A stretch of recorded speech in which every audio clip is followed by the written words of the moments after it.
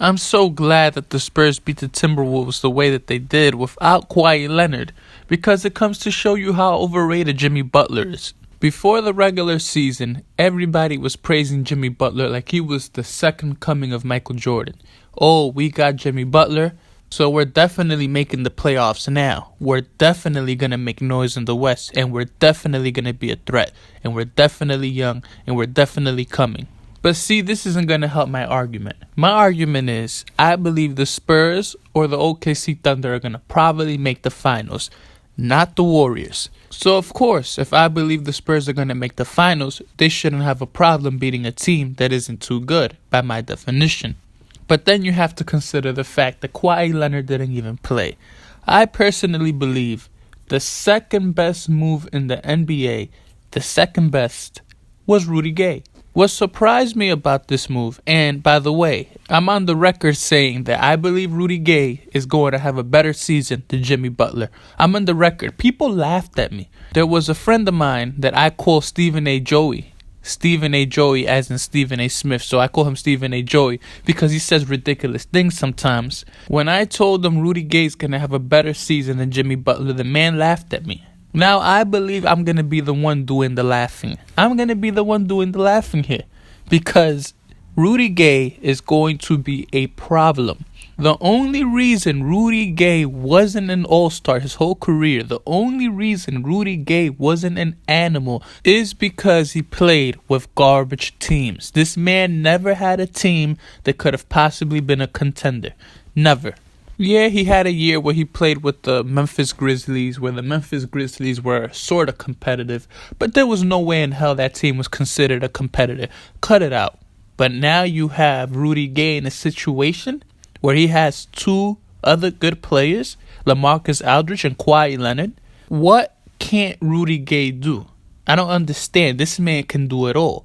People who hate the Spurs are saying that he's going to suffocate the offense and he's going to dominate the ball and not pass. But that confuses me because people seem to forget Coach Popovich is the coach. That man is running the operations. This isn't the Raptors. This isn't the Grizzlies. This isn't the Kings. This is the San Antonio Spurs. This man's going to get it together.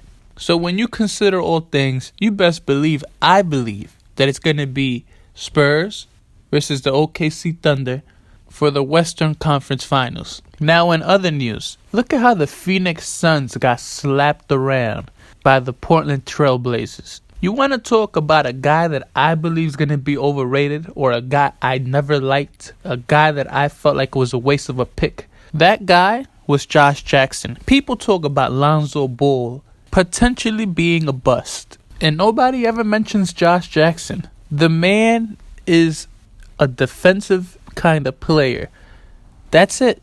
I don't see him having more potential than that. Now, for those of you guys that are going to probably get upset and say, oh, it's too soon, you shouldn't be calling him a bust, a lot of people are calling Lonzo Ball a bust already. So if you get to call Lonzo Ball a bust, I get to call Josh Jackson a bust. And trust me, I believe Josh Jackson is going to be a bust way before Lonzo Ball will ever be. In fact, I don't even think Lonzo Ball is going to be a bust. And as far as Phoenix Suns fans believing that Devin Booker is going to lead you to the promised land because he scored 70-plus points, the only thing Devin Booker is going to lead you to is more points. This man's going to score. I can guarantee you that. But the man's never going to lead you to anything special. He's just not that guy, in my opinion. And that's just me. And the reason I had to bring this up is because the Suns only scored 70-something points.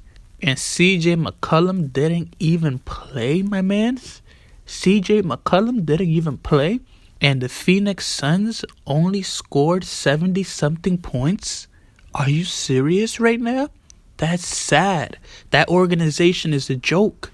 They're a joke. People talk about the Knicks. I live in New York City. People talk about the Knicks. But the Phoenix Suns, they're lucky they don't get the media coverage that they get in New York City. Because the Phoenix Suns are a joke themselves.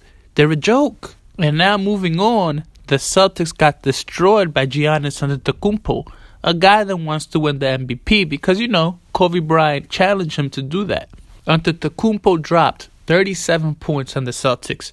When people are dropping numbers like that, there's not much you can do. The Celtics put up a fight, and of course, Gordon Hayward isn't there anymore. So, of course, the Celtics still put up a fight, but no Gordon Hayward. Antetokounmpo dropped 37. Doesn't take a genius to know Celtics probably aren't going to win that game. Mind you, they lost 100 to 108. And had Gordon Hayward probably been there, Gordon Hayward would have probably dropped at least 24 or at least 20 points. And I believe the Celtics would have won had Gordon Hayward been there. But when you got an animal like Antetokounmpo, you're not going to win a game when this man drops 37. Because the man is literally unguardable. The man is 6'11". And I saw him play live. I had courtside seats. What I can tell you about Antetokounmpo is that his jump shot is very, very ugly. It looks like it's Rajon Rondo shooting if he were 6'11". Let me put it to you this way. The way he shoots is it's like a line drive. It's like a baseball line drive. It's just cringeworthy. But if he starts to improve that shot, there's going to be no man in the planet that can guard Giannis Antetokounmpo. It'll be impossible.